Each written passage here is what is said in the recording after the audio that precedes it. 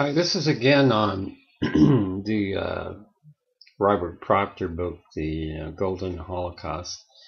Belatedly, I have been drawn to it in a way that should have been maybe earlier, but it doesn't really matter. It fits into my own my own historic view, and so I have been commenting on this and a short comment about the conclusions of what to do.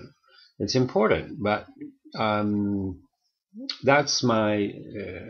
I don't necessarily have any disagreements with some of this, but in terms of a person who writes and does academic work and also is a historian, as I say, this is a very valuable contribution because he is not only uh, sort of distance from the inside of advocacy, so to speak. He may be drawn into it, and this is kind of in the subject matter itself is a viral kind of thing that you catch if you get involved with it. And so after two books, I think I'll read his first book about the Nazis, but the second is Golden Holocaust, and in it there are some conclusions that make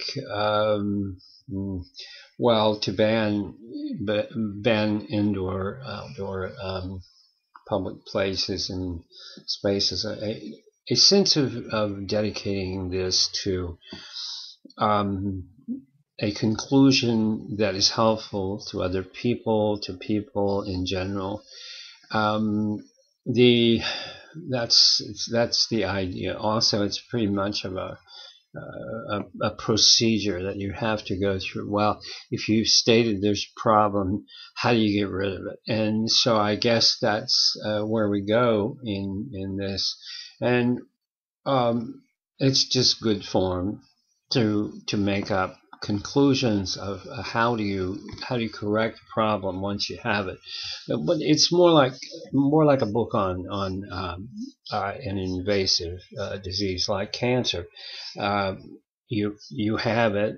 You have the situation. You can't designate exactly what it is and what you're going to do about it. The obvious thing is that if you had a comparison to something like cancer and something like tobacco, if people put their minds to it, and if we had the genuine interest in changing it, as let's say the Manhattan Project in World War II, to develop a nuclear weapon which would change the power and eliminate the war as quickly as possible.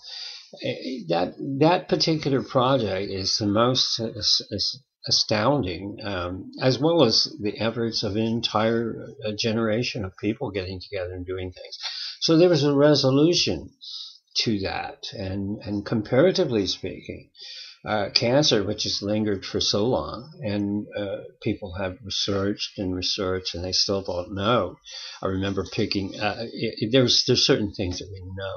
For example, now there's almost no reason that you can say that lung cancer is not completely, in one way or another, sidestream or through direct smoke. This is not caused by tobacco smoke.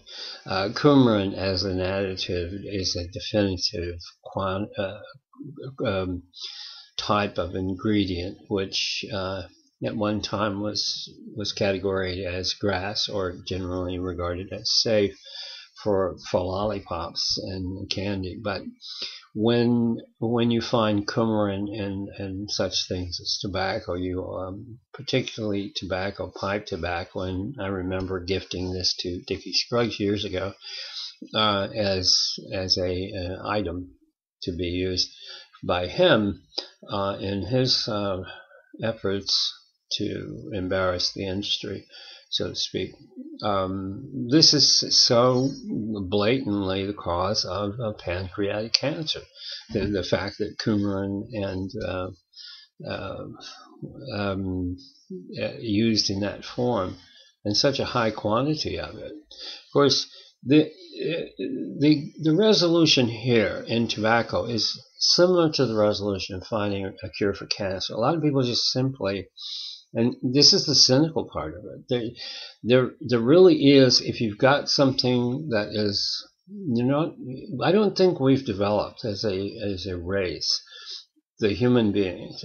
We've not developed to the point that we don't want to destroy ourselves for profit's sake. It's too enjoyable to have something to annoy us and kill us early. One of the most imperative things is about is tobacco, which and cancer. I back in the days when there was the master settlement preparation going on, I happened to come across a textbook which was meant for a medical doctor studying in radiology, and the explanation was I just happened to pick the book up because the doctor had left the place where I was going to live, and in the book, well, he looked at the reasons for lung cancer, and it was straight out of the tobacco industry. We don't know. We don't know the real reason for lung cancer. So just sort of radiate everything. Maybe you'll also get something. I don't know, but the cynic would have to say, and I'm a cynic here, and would have to say that got in there some way, and it got into the medical world through the AMA. I mean, the AMA and the equipage that was put into the AMA and the EDF, or the Educational Endowment, by the tobacco industry, the foundation, for many years, and it also had to do with the people who were writing. And in Mr. Proctor's book, which is the subject herein, I find total revelation for the first time of things that I've been yapping about for years and years about. Why don't you name these people? Okay, and he names them, and I name them, but he's far more likely to reach the attention of the entire world here than I am or ever was, because he's not that he's more credible, but but he has certainly studied this to the point that he can publicize it and get it out with some degree of credibility to other countries, and maybe that would be a global. To that point, the resolutions of cancer, of tobacco, and that sort of thing, finding a reason that we can actually do something about it, which is the point of the last part of Mr. Proctor's book. He does devote some 10 points, I think 10 points, to what his position is on this. The first is the banning of public place smoking, and of course, for that you have to go back to the 1970s, where I think the first initial devastating possible blows to the industry came from a Japanese study, Yarahama, which the industry got Ted Sterling to debunk, as tried to debunk in a white paper and various other things. Sterling was not qualified. Yamahara was. I believe that was the name. I hope that's the name. I'm not really sure after all these years. But some of this you just can't get out of your mind because it's there. And so when the first item appears in Mr. Proctor's book about how can we resolve, what can we do, it is both And excuse me for the term, but it's to some extent it's folly. The resolutions offered are folly. But to the other extent of it, it's idealism, which is not folly exactly, but it is certainly something that you can historically view and say, well, some things have been terribly successful. One of the things is the sidestream effects. When Yarahama did his study, he did a study of Japanese housewives, I believe the exposure of the husband's tobacco smoke sidestream created the awful thing. I'm a total believer in this. There's no question about it.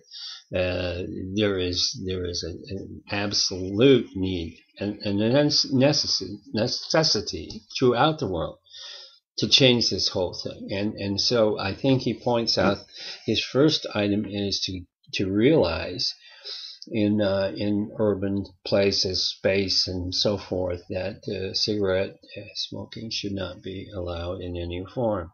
And that, of course, is not a new idea. He knows this, and obviously, I think this is more meant for the global community than it is for the United States. The battles have been fought, and I think it's not even a question who the leaders were in this. Stanton Glantz was the most profound that I can recall, but there were others. The ones who were antithetical to this were surprisingly units of our society, which we seem to think are rather liberal, but on the other hand, they need money, so they go to the tobacco companies, and then they say it's free speech, the ACLU.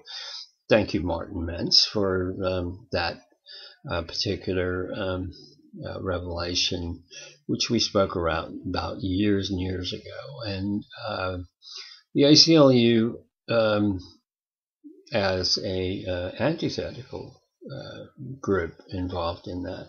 So they carry a few sins around, and other people do as well when this goes. So Mr. Proctor's analysis, number one, is that if we could just get away with banning smoking in indoor public places and outdoor spaces where people congregate. That's his quote. And that, of course, is not a new idea, and he knows that. And it was certainly the most decisive defeat for tobacco and the most helpful thing that's ever happened in the United States for tobacco. And documents fine, but for the purposes of getting rid of the social acceptability for one, and the fact that this was the predicate to every disease, particularly coronary, particularly in many limited spaces, like in the Burl Butler case, where he was never smoking, but he had to take everybody else's smoke, and talcum powder being part of this, but not the usual. It's tobacco smoke itself. So in point one, I end with this note that yes, that's definitely a good point, and yes, you're right. And I think if Mr. Proctor is, as I am believing him at this point, he's intending this for the global community, then he's right. He's absolutely right, and I agree. Here in the United States, there have been enormous efforts, and I say that the standard bearer and the standard here was set in the 1970s, and just a wee bit earlier, perhaps, and based on studies, and then the activism, and truly the activism of groups. I'd say ASH to some extent, but the most important was the group out in California, where you have to say, when somebody does it right, you do it right. And that's attributable to Stanton Glantz and the people out in California. propositions to eliminate sidestream smoke. And of course, today you have further extensions in Bloomberg and others. And so this is not just merely a concession to the truth. It is the truth. And so the most imperative, important thing that's ever been done is in the sidestream tobacco, the ambient air, whatever you want to call it, the control the control from the advocacy groups, and that in itself is the, if you can't cure cancer and you can't cure tobacco and you don't want to, which is both I think it's a cynical point, but it's certainly true of tobacco. Not that everybody would agree on cancer, because I think that if we actually had a Manhattan Project effort, yeah, you would find some pretty interesting views that would change everything. Maybe not all cancers, but some. In any case, to the point one of Mr. Proctor's statement in Global Holocaust, how to change the world. I think he means this in the way of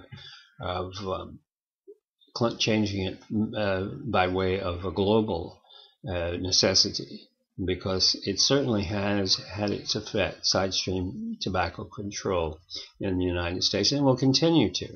And there are good reasons for it, but so I agree with him. But let's turn to something that's less disagreeable, and I'll end here and start with another one. Thank you, Mr. Proctor, for writing your book, and I'm dealing with your book as quickly as I need to, because this is dealing with your resolutions and how to fix something that can't really be fixed. But part 1.1, fix it with the global community. I assume the global community changing their bad habits about ambient air and that.